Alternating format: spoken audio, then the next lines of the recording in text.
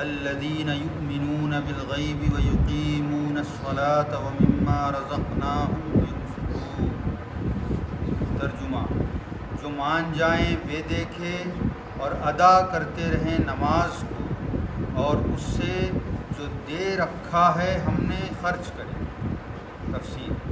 ان کی پہچان یہ ہے کہ جو مان جائیں اللہ کو، فرشتوں کو، جنت و جہنم کو، آسمانی کتابوں کو، تمام اللہ کے رسولوں کو، قیامت کے دن کو، حشر کو، نشر کو، ثواب و عذاب کو، بے دیکھے اپنے نبی سے ان غیبوں کو سنا، غیب کا علم ہوا اور پھر اسے تسلیم کر لیا، اسے مان لیا، لیکن ایمان ہی پر اکتفا نہ کریں، صرف ایمان لا کر اسے کافی نہ سمجھیں، بلکہ نیک کام بھی کریں اور ادا کرتے رہیں نماز کو، اور صرف جسمانی عبادت ہی کافی نہ سمجھیں،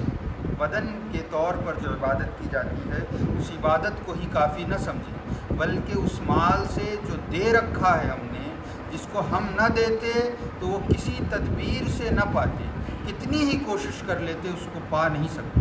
ہماری راہ میں خرچ کریں، زکوٰۃ دیں، صدقہ دیں۔ صدق اللہ مولانا العظیم و صدق رسول النبی۔ دیکھیے، اللہ رب العزت نے سورہ بقرہ کی شروعات میں فرمایا کہ یہی وہ کتاب ہے جس میں کوئی شک و شبہ نہیں، اور یہ کتاب ہدایت ہے متقیوں کے لیے۔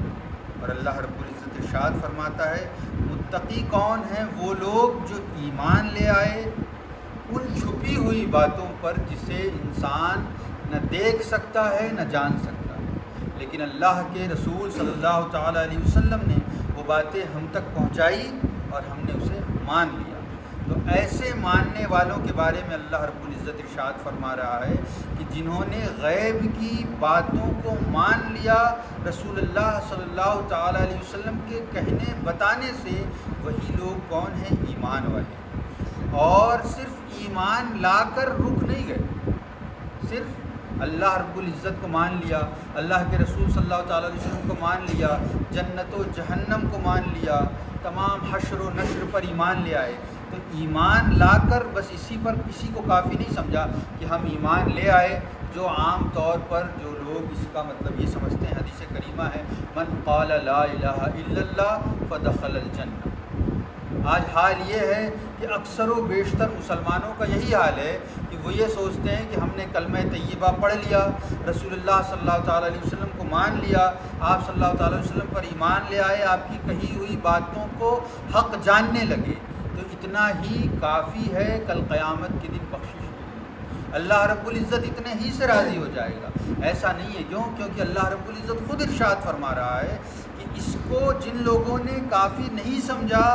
اور کیا کیا، وَيُقِيمُونَ الصَّلَاةَ، اور نماز قائم کرتے رہے۔ نماز اللہ رب العزت نے افضل العبادات ہے، اس لیے اس کا ذکر فرمایا، اور اس بات کی طرف اشارہ فرمایا کہ جتنی بھی جسمانی عبادت ہیں، وہ عبادتیں جو بدن سے کی جاتی ہیں، جو طاقت سے کی جاتی ہے، اللہ رب العزت کی عطا کردہ اس خوبصورت جسم کے ذریعے جن عبادتوں کو ادا کیا جاتا ہے اللہ رب العزت کو راضی کرنے کے لیے، ان عبادتوں کی طرف اللہ رب العزت نے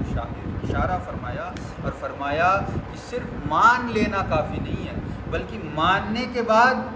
جو چیزیں ماننے سے ہم پر لازم آتی ہے ان کو بجا لانے کی طرف بڑھنا ضروری ہے۔ کیا؟ ایمان لے آئے۔ اب ذرا غور کریں کہ جو شخص یہ مانتا ہو کہ اللہ ایک ہے،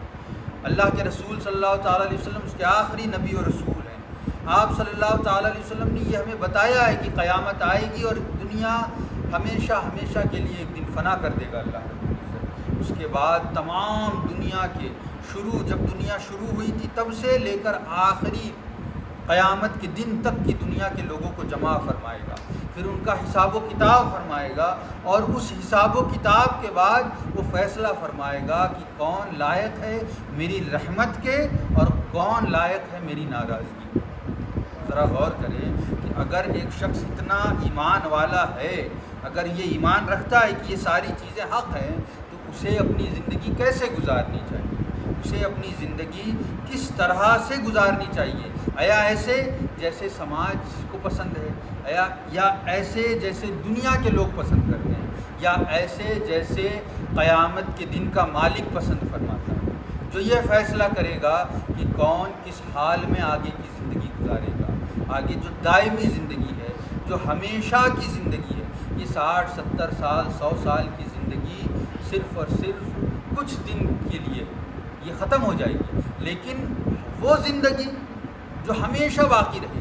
جو شخص جنت میں جائے گا وہ ہمیشہ جنت ہی میں رہے گا، جو شخص جہنم میں جائے گا دائمی طور پر وہ جہنم ہی میں رہے گا۔ کچھ بعض ایسے لوگ ہوں گے جنہیں اللہ رب العزت ان کی سزا پوری ہونے کے بعد جنت میں بھیجے گا، لیکن یہ بات بھی طے ہے کہ جس طرح جنت میں ہمیشہ رہنا ہے، جہنم میں جانا ہے، یہ بات بھی طے ہے کہ ہم جو گناہ کرتے ہیں، جو اللہ رب العزت کی نافرمانیاں کرتے ہیں، اس ایمان لانے کے بعد بھی جن لوگوں نے کفر کیا انہوں نے تو کفر کیا اور انہوں نے اپنا راستہ طے کر لیا، جنہوں نے شرک کیا انہوں نے راستہ طے کر لیا، لیکن ہمارا کیا حال ہے؟ ہم نے وحدانیت کے راستے کو چنا، ہم نے رسول کریم صلی اللہ تعالی علیہ وسلم کی رسالت مآب کی تعظیم و تکریم کے راستے کو چنا، اور اس کے باوجود ہمارا حال کیا ہے؟ ہمارا حال یہ ہے کہ ہم وحدہ لا شریک کہتے ضرور ہیں، لیکن ہمارا عمل کسی اور جانب اشارہ کرتا ہے۔ ہم رسالت مآب صلی اللہ تعالی علیہ وسلم کو اہم ضرور مانتے ہیں، آپ صلی اللہ تعالی علیہ وسلم کو محسن انسانیت ضرور مانتے ہیں، لیکن ہمارا رویہ کچھ اور بتاتا ہے۔ تو اللہ رب العزت نے فرمایا کہ صرف مان لینے کو کافی نہیں سمجھنا، بلکہ کیا کرتے ہیں وہ لوگ جو ایمان لے آتے ہیں، جو لوگ متقی ہیں، وہ کون لوگ ہیں؟ وہ جو ایمان لے آتے غیب کی باتوں پر، وہ باتیں جو نظروں سے اوجھل ہیں، جنہیں ذہن سمجھ نہیں سکتا، ان غیب کی باتوں پر ایمان لاتے ہیں اور نماز قائم کرتے ہیں، یعنی جسمانی عبادتوں میں لگ جاتے ہیں۔ ان کے پاس کچھ ہو نہ ہو، وہ اللہ رب العزت کو راضی کرنے کے لیے اس کے عطا کردہ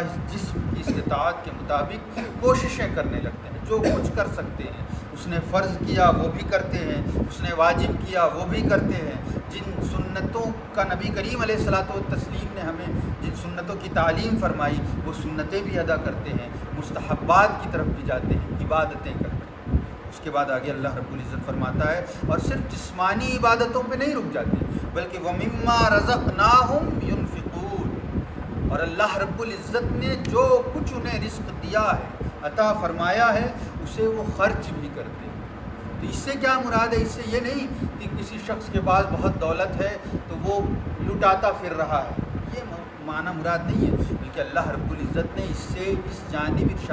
اشارہ فرمایا کہ جو کچھ ہم نے مال دیا ہے اس میں جو کچھ ہم نے شرعی حصہ رکھا ہے، چاہے وہ زکوٰۃ ہو تو وہ زکوٰۃ ادا کرتے ہیں، کہ اگر اتنی استطاعت کا مال حاصل ہوا ہے، اتنے مستطیع ہیں، اتنے مالدار ہیں کہ اللہ رب العزت کے عطا کردہ مال میں ہم پر شرعی حکم کے مطابق زکوٰۃ لازم آتی ہے، تو باقاعدگی کے ساتھ وقت پر اس مال سے وہ زکوٰۃ ادا کرتے ہیں۔ اور جب بات آتی ہے صدقہ کرنے کی، کسی مسلمان بھائی کی خیر خواہی کرنے کی، کسی کمزور کی مدد کرنے کی، تو اس میں بھی پیچھے نہیں رہتے، بلکہ اپنے رب کی رضا کے لیے اپنے مال کو خرچ کرتے ہیں۔ یہ کون لوگ ہیں؟ وہ لوگ ہیں جو ایمان لے آئے، اور ان کا عمل یہ ہے، یہ متقیوں کی پہچان۔ اللہ رب العزت نے فرمایا نا، هُدًى لِّلْمُتَّقِينَ الَّذِينَ يُؤْمِنُونَ بِالْغَيْبِ وَيُقِيمُونَ الصَّلَاةَ وَمِمَّا رَزَقْنَاهُمْ يُنْفِقُونَ۔ اللہ رب العزت فرماتا ہے یہ کتاب ہدایت ہے ڈر جانے والوں کے لیے۔ تو ڈر جانے والے کیسے ہوتے ہیں؟ ان کی علامتیں بیان فرما رہا ہے اللہ رب العزت۔ وہ جو ایمان لے آتے ہیں، وہ جو میری عبادتوں میں مصروف ہو جاتے ہیں، وہ جو میرے دیے ہوئے مال کو میری راہ میں خرچ کرتے ہیں۔ تو اللہ رب العزت سے دعا ہے کہ اللہ رب العزت ہمیں ان آیات کو سننے سنانے کے بعد ان پر عمل کرنے کی توفیق عطا فرمائے۔ وما علینا الا البلاغ، استغفر اللہ ربی من جمیع ما کرہ اللہ قولا فعلا